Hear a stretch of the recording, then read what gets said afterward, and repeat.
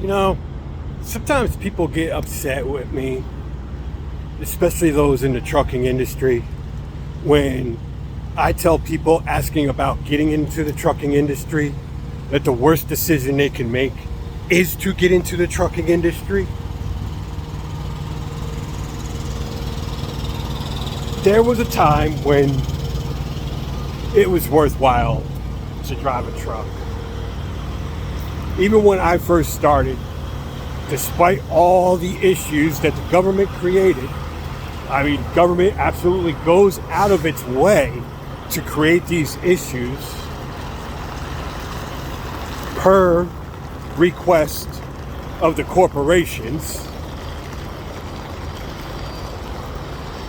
It was still worth getting into it. In the end, it wasn't worth it, but in the beginning it was.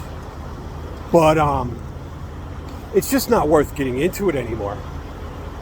I mean, you could work for a really good company. Most people, their problems are with the companies. I work for a really good company. I love the people I work with. And so because of that, it makes it a little bit easier to deal with the other crap that I got to put up with. But when you're working with a small company that works with the spot market, you have to deal with some of the most incompetent brokers in the whole industry, on top of the ones that are just they're just completely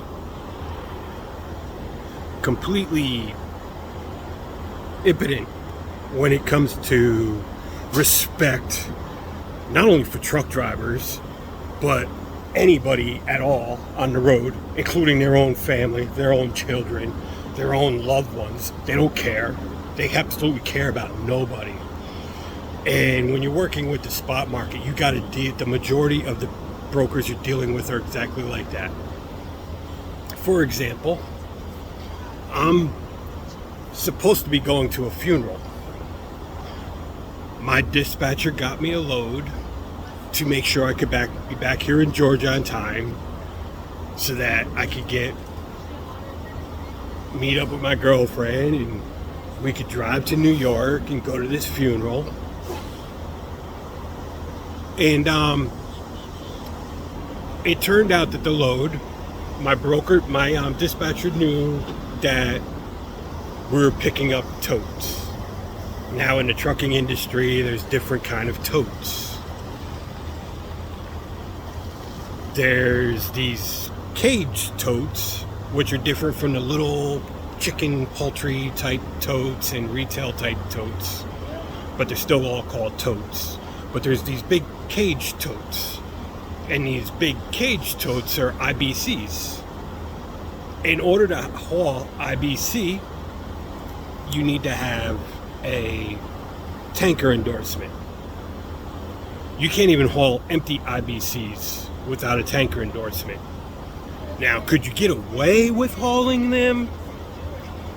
Yeah, you could get away with it, but the problem is, say, like here in Georgia was the one that first made this law, and now it's nationwide. But let's say you roll across the scale in Georgia. If you roll across the scale, you're okay. But what if you got to stop on the scale? If you got to stop on the scale and you got loaded IBCs, the loaded IBCs have liquid in them, which means your truck is going back and forth like this here on the scale. And because it's going back and forth like this on the scale, they're going to be like, well, what the hell you got in the truck? And if you have somebody there who is as good with the law as, the average truck driver, they're going to realize right away, he's got IBCs on there. Let's make sure he's got a tanker endorsement. The amount of trouble you can get into for hauling things without proper endorsement is ridiculous. I think you can go to jail. I'm not sure if you can go to jail. If Georgia is one of the ones that will put you in, but some states will put you in jail for not having proper endorsements. So my dispatcher made sure with the broker Told the broker, need this load to get him back to Georgia because he's going to a funeral. But I need to know, are these IBC totes or are they regular totes? Because he doesn't have a tanker endorsement and it is illegal for him to haul IBC totes. Broker said, oh yeah, they're regular totes, no problem. No, they're not IBC totes, da-da-da-da. I get there, I spend half a day driving to get to where I'm picking up. I can't pick up the load because they're IBC totes. Because as far as the broker care, brokers are nothing but liars. They don't give a shit. Like I said, they don't give a shit about their own families. Why the hell do I expect them to give a shit about me? A lot of them are going to say, oh, I give a shit about my family. Yeah, well, if you give a shit about your family, why are you lying and having people that you're giving them ridiculous scheduling? You're not doing your job properly. You don't give a damn about safety on the highway. Every single vehicle on the road has my children in it, which means every single vehicle on the road when you're a broker has your children in it. Don't tell me you give a damn about your family when you don't give a damn about me, because I'm on the road around your family, because every single vehicle on the road has your family in it. And these are the kind of issues you have to deal with every single day in the trucking industry. I mean, the issues are just, there's so many of them. You could spend weeks covering all the issues. And this is why, if you're thinking about getting into the trucking industry, you just shouldn't do it. It's just not worth it anymore. You can make more money, literally. Some people will say, oh, well, yeah, you got to do the whole end of the week. Literally, you make more money per hour flipping hamburgers at McDonald's than you do driving a truck with people's lives in your hand. And you got to spend months.